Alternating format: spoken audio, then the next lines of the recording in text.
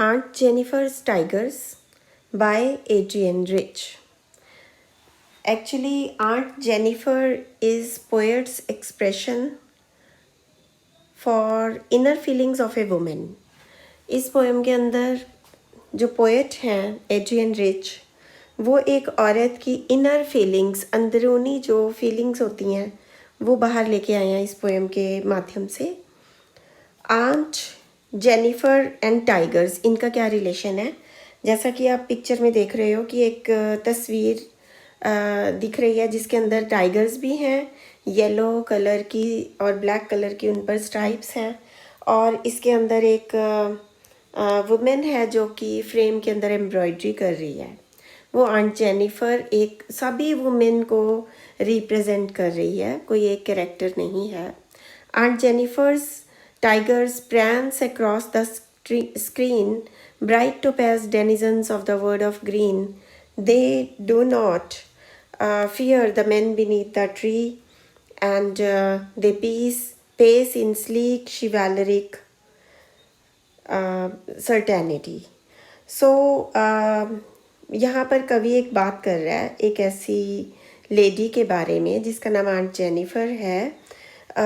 वो एक कपड़े के टुकड़े के ऊपर एम्ब्रॉयडरी कर रही है। मे बी वो कोई वॉल हैंगिंग हो, मे बी वो कोई टेबल क्लॉथ हो, ये इसमें क्लियरली एक्सप्लेन नहीं किया हुआ, but she is embroidering a piece of cloth.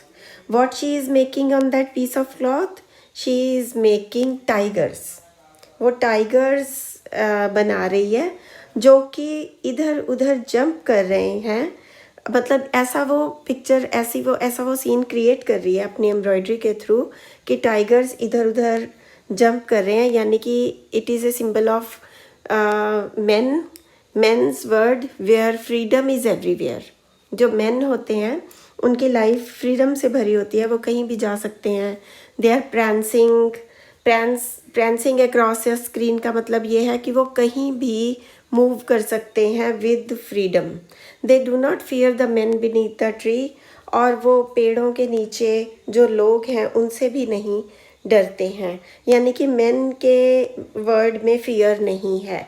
They pace in sleek chivalric certainty, और वो बड़े ही शान के साथ अपनी फ्रीडम को एंजॉय करते हैं।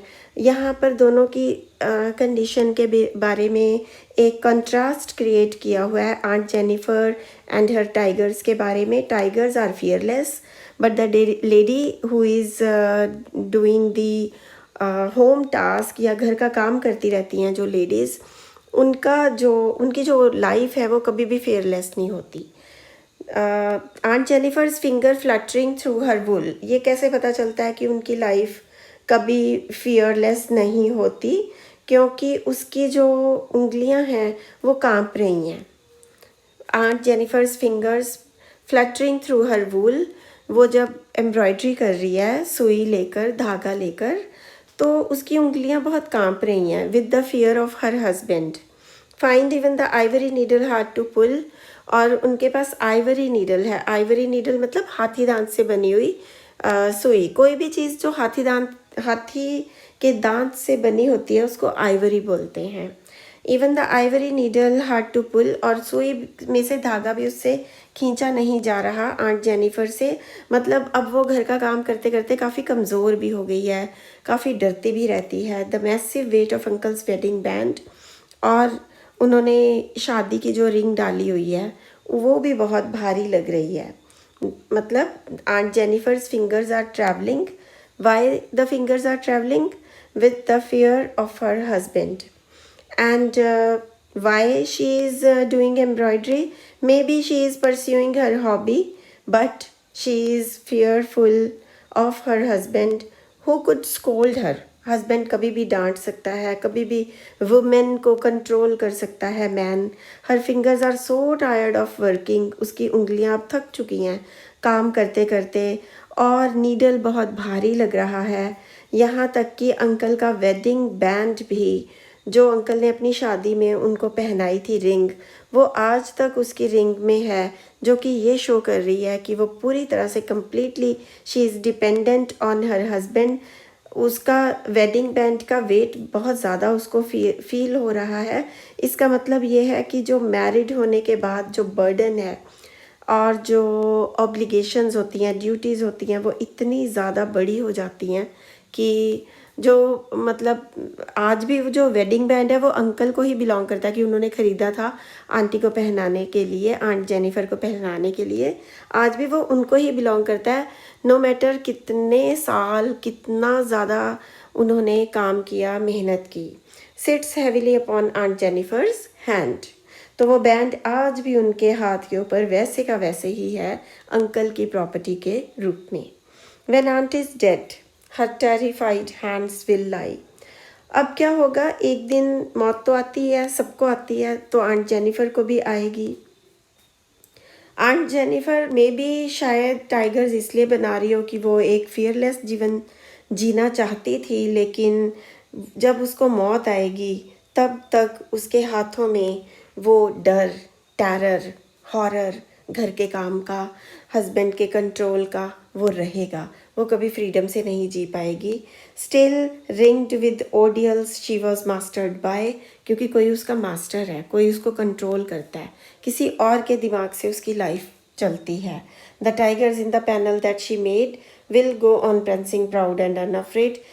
दूसरी तरफ जो मेन हैं वो फ्रीडम एंजॉय करते रहेंगे, यानी जो टाइगर्स उन्होंने अपने पैनल के ऊपर, कपड़े के ऊपर एम्ब्रॉयडरी किए हैं, वो ऐसे ही उछल कूद करते रहेंगे, प्रैंसिंग करते रहेंगे, ऐसे ही वो प्राउड रहेंगे, ऐसे ही वो बिना किसी डर के रहेंगे।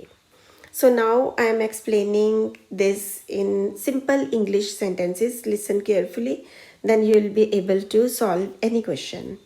Her wish to live a free and fearless life is indicated by her choice of design. मतलब कि वो टाइगर्स ही क्यों एम्ब्रॉयडरी कर रही है, क्योंकि वो एक फियरलेस लाइफ जीना चाहती है जो कि उसके पास नहीं है। It shows the inner most feeling of a women. Aunt Jennifer is symbol of all women, and it shows, the poem shows her innermost feeling of desire of getting strong and fearless.